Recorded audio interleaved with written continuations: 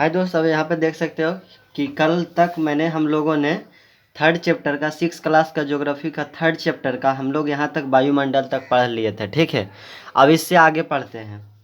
हमारी पृथ्वी के चारों ओर हवा का घेरा है। क्या है? हमारी पृथ्वी के चारों ओर क्या है?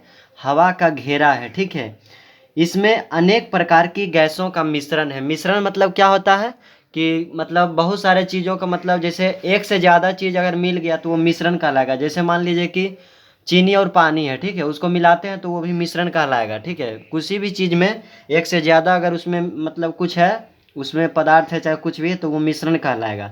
तो इसमें अनेक प्रकार की गैसों का मिश्रण है। हवा में क्या है? बहुत सारे गैसों का मिश्रण, ऑक्सीजन गैस, नाइट्रोजन, ये सब मेनली रूप से है। ठीक है, वायुमंडल में 3/4 से भी अधिक भाग नाइट्रोजन गैस है। 3/4 का मतलब अगर चार कुछ भी 4 गो है तो उसमें 3 गो क्या है? नाइट्रोजन है। ठीक है, 3/4 का मतलब 3/4। ठीक है, क्या है? 3/4। 3/4 यानी 3/4 से भी अधिक भाग क्या है? नाइट्रोजन है। वायुमंडल में 78% क्या है? नाइट्रोजन गैस है। ठीक है, तो वही बोल रहा 3/4 से ज़्यादा नाइट्रोजन गैस है। ऑक्सीजन गैस भी हवा में मौजूद है। कितना प्रतिशत? 21%। ठीक है, 21%, जो सारे जीवों के सांस लेने के लिए ज़रूरी है। हम सब श्वास किस गैस का लेते हैं? ऑक्सीजन गैस का लेते हैं। ठीक है, हवा में इन दो गैसों के अलावा कार्बन डाइऑक्साइड भी है, जो वनस्पतियों द्वारा अपने भोजन बनाने के लिए उपयोग में लाई जाती है। पेड़ पौधा क्या करते हैं? ऑक्सीजन मतलब नहीं ग्रहण करते, वो छोड़ते हैं ऑक्सीजन, और कार्बन डाइऑक्साइड वो क्या करते हैं? एक्सेप्ट करते हैं, ग्रहण करते हैं। और हम सब कार्बन डाइऑक्साइड छोड़ते हैं और ग्रहण करते हैं ऑक्सीजन। पेड़ पौधा उल्टा होता है, वो क्या होता है कि कार्बन डाइऑक्साइड ग्रहण करता है और ऑक्सीजन छोड़ता है। तो वही बोल रहा है, जो वनस्पतियों, ये जो कार्बन डाइऑक्साइड है वनस्पतियों द्वारा अपने भोजन बनाने के लिए उपयोग में लाई जाती है। कौन? Carbon dioxide. ठीक है, इसमें थोड़ी मात्रा में जलवाष्प भी मौजूद रहता है। ठीक है, कार्बन डाइऑक्साइड में क्या रहता है?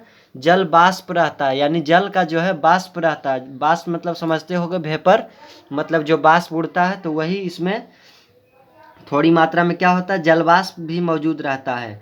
वायुमंडल पृथ्वी पर जीवों के लिए बहुत महत्वपूर्ण है। ठीक है, वेरी इंपॉर्टेंट है। वायुमंडल जो है पृथ्वी पर जीवों के लिए क्या है? महत्वपूर्ण है। ठीक है, नहीं महत्वपूर्ण नहीं रहता महत्वपूर्ण तो हम सब ऑक्सीजन के भरोसे थोड़े रहते हैं। इसमें हम सांस लेते हैं, पेड़ पौधे अपना भोजन इसी की मदद से बनाते हैं। हम जो सर्दी गर्मी महसूस करते हैं वह हवाओं के माध्यम से ही करते हैं। ये हवाएं ही बादलों को गतिशील बनाती है। ठीक है, बादलों को जब देखेंगे आप, जब हवा चलेगा तो बादल ऐसा मतलब इधर से उधर जाते हुए दिखाई पड़ेगा। ठीक है, तो वही बादलों को हवा ही गतिशील बनाती है, जिससे वर्षा होती है। वर्षा कैसे होता है? बादल एक पास जमा हो जाता है, उसको हम बोलते हैं संघनन। और जब वही संघनन होकर के क्या होता है? बरसने लगता है, उसको हम अथी बोलते हैं, प्रिसिपिटेशन या बरसन बोलते हैं। संघनन होके, बादल का संघनन होने के बाद क्या होता है? बरसन होता है, वर्षा। वायुमंडल में विभिन्न परतें होती है। ठीक है, परत वायु परत होता है, जो अलग अलग ऊंचाई पर पाई जाती है। पृथ्वी से ऊपर इनके नाम है। पृथ्वी से ऊपर जो वायुमंडल के परत हैं, सबसे पहले आते हैं क्षोभ मंडल। ठीक है, इसी में हम सब रहते हैं, क्षोभ मंडल में ही। यानी क्षोभ मंडल में रहते नहीं, मतलब उससे नीचे रहते हैं।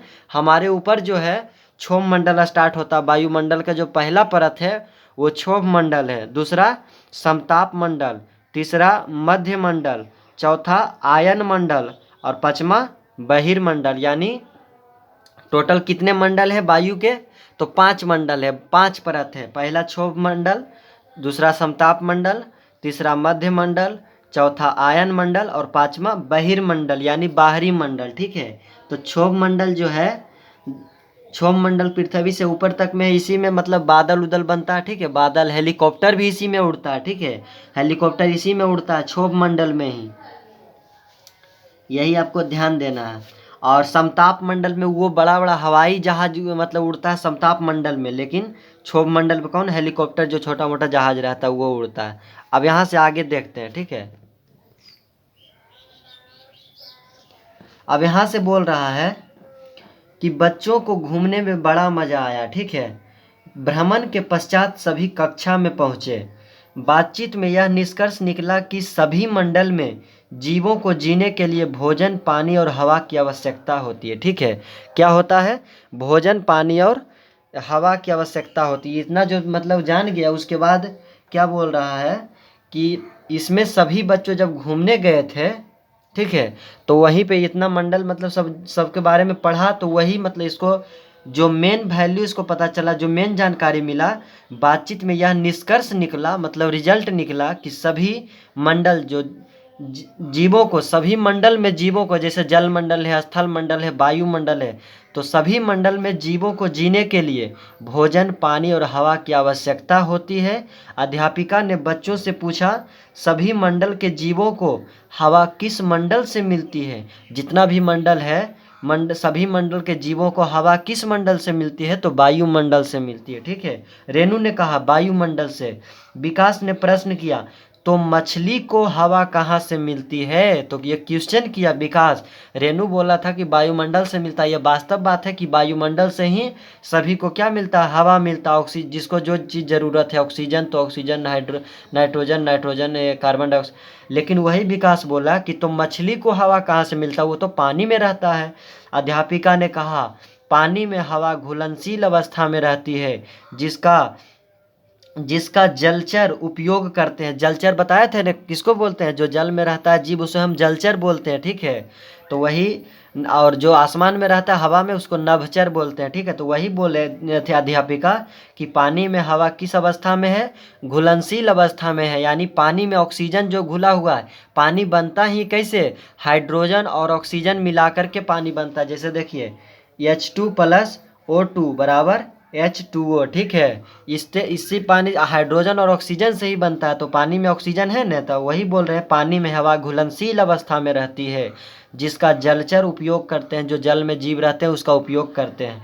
यह हवा भी वायुमंडल का ही हिस्सा है। ठीक है, यह जो हवा है पानी का में जो घुलनशील अवस्था में हवा है, ये भी वायुमंडल का ही हिस्सा है। अध्यापिका ने फिर पूछा, अच्छा बताओ, भोजन जीवों को किस मंडल से मिलता है? तो ललन, मैं समझ गया, भोजन पेड़ पौधों से मिलता है, और पेड़ पौधे जमीन पर उगते हैं, जो स्थल मंडल का भाग है। यानी कि ललन का कहना है कि जो भोजन मिलता है स्थल मंडल से मिलता है। ठीक है, ये कहना चाह रहा था। अशोक बोला, परंतु जलीय पौधे क्या जमीन पर उगते हैं? मतलब जो जल में पौधा रहता है, क्या वह जमीन पर मतलब उगता है? तो अध्यापिका बोली, जलीय पौधों की जड़ें या तो पानी में डूबी हुई भूमि से, या फिर वे जल में उपलाती हुई रहती है, और यह जल में घुली हुई मिट्टी या पोषक तत्वों का उपयोग करती है। तो अध्यापिका बोली कि जो जलीय पौधा होता है, उसका जो जड़ होता है, या तो पानी में डूब के कोई उस तरह के मट्टी उट्टी होगा, वहाँ पे उसका जड़ पहुँचा होगा, या तो कुछ घुलनशील अवस्था में मिट्टी रहता है ना, तो जड़ उसको मतलब पकड़े हुए रहता है, और उसी के सहारे वो मतलब कि अपना जो है सब कुछ तैयार करता है। ठीक है, अपना भोजन वोजन सब बनाता है। वही बोल रहा है कि यह जल में घुली हुई मिट्टी या पोषक तत्वों का उपयोग करती है। ललन, अब हम समझ गए कि सभी जीवों की आवश्यकताएं भोजन, पानी और हवा है। इन्हें ये तीनों चीज़ें, इन्हें जो है भोजन, पानी और हवा जो है, तीनों चीज़ें जो है स्थल मंडल, जल मंडल और वायुमंडल से मिलती है। ठीक है। अध्यापिका, हाँ, हमारी पृथ्वी पर जहाँ ये तीनों मंडल उपस्थित होते हैं, वहाँ जीवन पनपता है, वहाँ जीवन संभव है, वहाँ जीवन की स्टार्टिंग हो जाता है। वही बोल रही कि अध्यापिका कि हाँ, हमारी पृथ्वी पर जहाँ ये तीनों मंडल, स्थल मंडल, जल मंडल और वायुमंडल होता है, वहीं पर जीवन क्या होता है? पनपता है। यह जगह सीमित है। ठीक है, यह जगह क्या है? लिमिटेड है, सीमित है।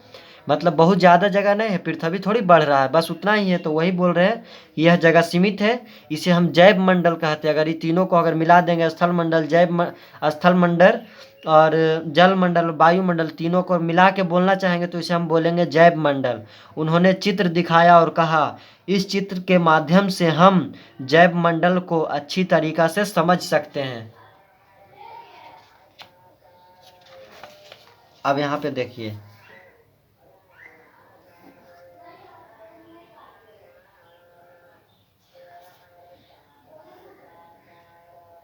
अब यहाँ पे बता रहे हैं कि रेणु, ये जो मतलब ये फिगर है, चित्र है, ठीक है। तो इसमें जलमंडल भी है, वायुमंडल भी है, देखिए एरोप्लेन उड़ रहा है, हेलीकॉप्टर, और ये तितली भी उड़ रही है, और यहाँ पे सब लोग मतलब घर बना कर रह रहे हैं, ठीक है। तो वही हो गया स्थल मंडल, जल मंडल, वायुमंडल, स्थल मंडल, इसी तीनों को मिला के हम क्या बोलेंगे, जैव मंडल बोलेंगे। अब यहाँ रेणु, हाँ, यह चित्र देखकर यह भी समझ आता है कि पृथ्वी पर किसी भी मंडल का अपना स्वतंत्र अस्तित्व नहीं है।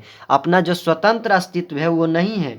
तीनों मंडल एक दूसरे से में समाये हुए हैं, मतलब कोई भी, ये तीनों में से कोई भी आज़ाद नहीं रह सकता। तीनों तीनों जब तक है तभी तक जीवन पनपेगा। अगर तीनों में से एक चीज़ की भी कमी हुई तो मतलब जीवन संभव नहीं है। तो वही, हाँ बच्चों, अध्यापिका ने कहा स्थल पर नदियाँ, तालाब आदि है, मिट्टी में भी पानी और हवा घुली हुई है, वायुमंडल में जलवाष्प और धूलकण होते हैं, ठीक है। वायुमंडल में क्या होते हैं, जलवाष्प और धूलकण होते हैं, और जलमंडल में घुली हुई हवा और मिट्टी होती है। इस तरह से तीनों मंडल एक दूसरे में समाये हुए हैं, मतलब एक दूसरे में समाये हुए, एक दूसरे पर आश्रित हैं। यह कहते हुए अध्यापिका ने कहा, चलो हम जलमंडल, स्थल मंडल एवं वायुमंडल का चित्र अपनी कॉपियों पर बनाते हैं। सभी बच्चे चित्र बनाने जुट गए, ठीक है। तो आप लोग भी जुड़ जाइए हमारे चैनल से, ठीक है। तो जय हिंद। कैसा लगा वीडियो कमेंट में ज़रूर बताइएगा।